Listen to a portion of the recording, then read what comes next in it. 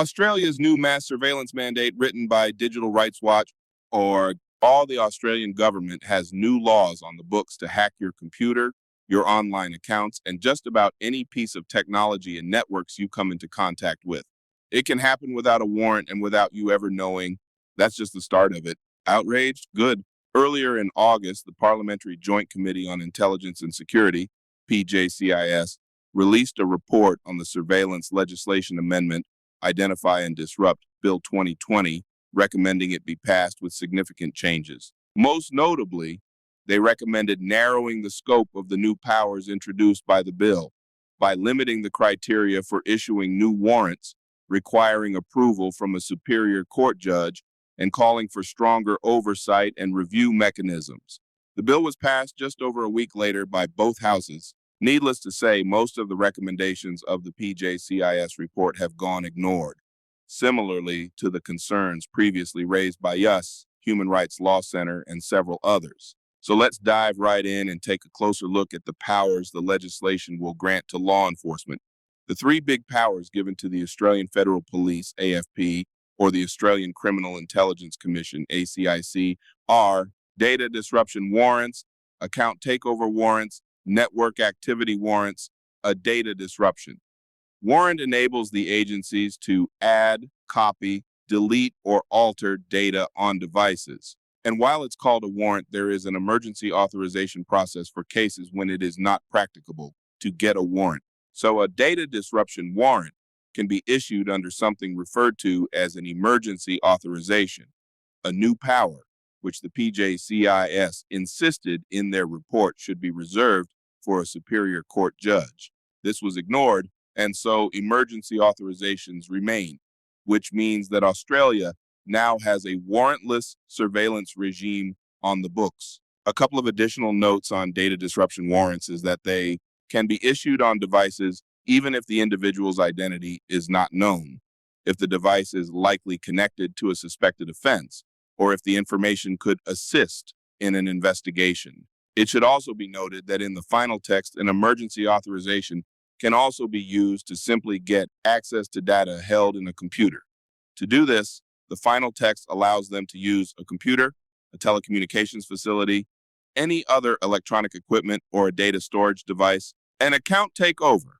Warrant enables the law enforcement agencies to take control of an account and even lock the account holder out of it. This can be done covertly and without consent, so the individual wouldn't necessarily know what is going on until or if they are ever charged. It includes removing two-factor authentication and using one account to gain access to others, directly contradicting cybersecurity best practices for staying safe and secure online. The warrant is applicable for a maximum of 90 days, though extensions are possible. So that is the length of time a law enforcement officer can impersonate you or use your accounts to monitor your activity and gather information. The emergency authorization, overseen by a magistrate, is also available under this power. Network activity. Warrants allow access to networks where there is suspicion of serious online offenses, although what qualifies as serious has a variety of definitions in the legislation. The desire to overcome security features like encryption on this scale should have us all extremely concerned. In their submission to the PJCIS, the Human Rights Law Center raised alarm at the definitions used under this power, which are so dangerously overbroad they would enable widespread surveillance across social media and messaging platforms. Yes, that means if someone is suspected of using WhatsApp, for instance, for criminal purposes, the power would allow the AFP and ACIC access to all of WhatsApp. They are subject to the same secrecy and time limitation, 90 days with a possible extension, as account takeover warrants. Unlike the other powers, evidence gathered this way cannot be used in court, but it can inform further warrants and inform officials where to look. This warrant allows for mass network surveillance, and we can also note that while there are some restrictions on the extraterritorial application of these warrants, mostly that a consenting official from another country is required in order to proceed with such an investigation. The judge is allowed to authorize network activity warrants for other jurisdictions if the location of the data is unknown or cannot be reasonably determined. The PJCIS report also insisted on increased powers of reporting for the Independent National Security Legislation Monitor, INSLM. In fact, setting the egregious scope of these new warrants aside for a moment, there are fundamental shifts that happen in these laws about how surveillance power is distributed and overseen in Australia. The distinction between a superior court and the Administrative Appeals Tribunal, AAT, is huge, and most of TOLA is now subject to the oversight of the AAT. See below section on context for more information. All these bodies are equipped and resourced in completely different ways. The rules of evidence are different, just as the decision makers are different. Only recently there was a scandal that Christian Porter was appointing underqualified people to the AAT. The INSLM can, in fact, provide independence in their review, but it is not immune from politics, and reports from the office can certainly be completely ignored at the discretion of the government. In the final text of Identify and Disrupt, the AAT is given a massive task when evaluating the merits of any application. Among countless other things, it is up to them to determine whether there may be any privacy implications to the extent known. The execution of the warrant is likely to cause a person to suffer a temporary loss of money, digital currency, or property other than data. The public interest outweighs the importance of protecting a journalist and/or their sources. There are alternative ways to access the data or otherwise proceed with the investigation. On the last point, it is not the responsibility of the officers to present that to the tribunal members, just as it is not up to them to run a full privacy impact assessment or consult software developers or engineers before compromising a piece of equipment. Ultimately, the tribunal members of the AAT who are overseeing these overbroad hacking powers are expected to have a level of technical expertise which many actual subject experts, let alone judges, would struggle to be certain of. One of the recommendations by the PJCIS was to introduce a public interest advocate in the decisions regarding these warrants, which was also ignored across the board. A public interest candidate is someone who would argue on behalf of the affected individual in the room, where right now only a police officer and a judge get to play judge and jury. The PJCIS foresaw using this only in certain instances, but we have suggested a similar mechanism for other surveillance operations. As it stands, the Australian government remains uninterested in allowing individuals to defend their rights. There is no one to argue on your behalf, and there is never any notification to the individual, even after the fact, so you will never know if you were subject to any of these powers. The context of Australia's expanding surveillance regime. There was an international uproar when the Australian government passed the Assistance and Access Act, also known as TOLA.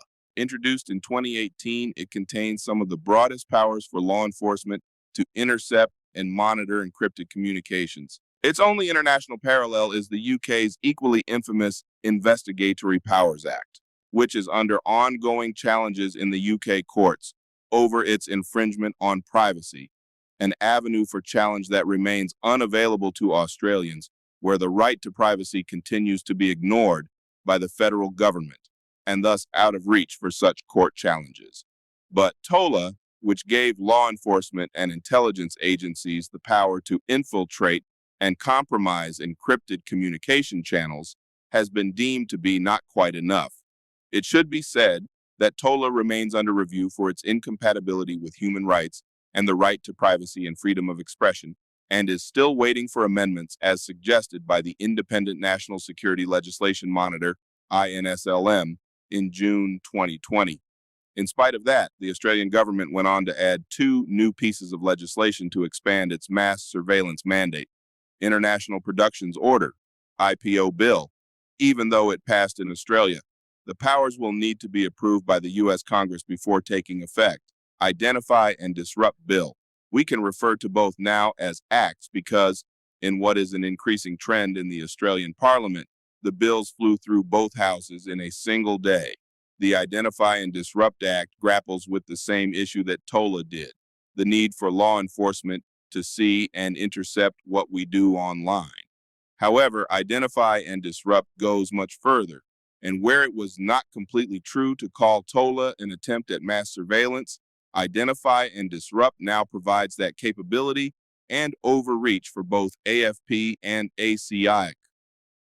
In the INSLM report on TOLA, Dr. James Renwick, who was serving as the INSLM at the time, recommended that the powers under TOLA be extended to a federal level independent commission against corruption, ISAC. This was a calculated decision to pressure politicians to consider what this power means when it extends to investigations of corruption at the federal level. Alas, we will continue holding our breath and waiting for the politicians to hold themselves equally accountable to the surveillance regime they've built for the rest of us. Finally, it should be noted that Australia's electronic surveillance regime will be overhauled in the years ahead, following the recommendations of the Richardson Review into the national intelligence community made public last year. So if you are frustrated with the system, gear up and join us for an end to mass surveillance and a fair system in Australia. What we recommend, if you want to have a private, confidential conversation and you have thought about the likelihood you may be subject to surveillance, have it in person with no devices around. We know this is a challenge, particularly in COVID times, but especially for groups in climate activism and those attending protests. This is key. If it is possible, break your work and life across multiple devices, operating systems, and accounts so that it becomes more difficult for you to be thoroughly compromised. Digital security. Update your passwords regularly. Use a password manager. Check that you have 2FA enabled wherever possible, and keep an eye out for any suspicious activity on your account or those of your friends and network. Always call the person or reach out over text, a second channel, if you are unsure about a link, attachment message that was sent to you. Governments are intent on compromising our digital security for their own purposes, so do your best to limit your exposure to the risks they have created for us. Write to your MPs to voice your concern about the lack of individuals' rights in this legislation. You can use this post to illustrate your concerns.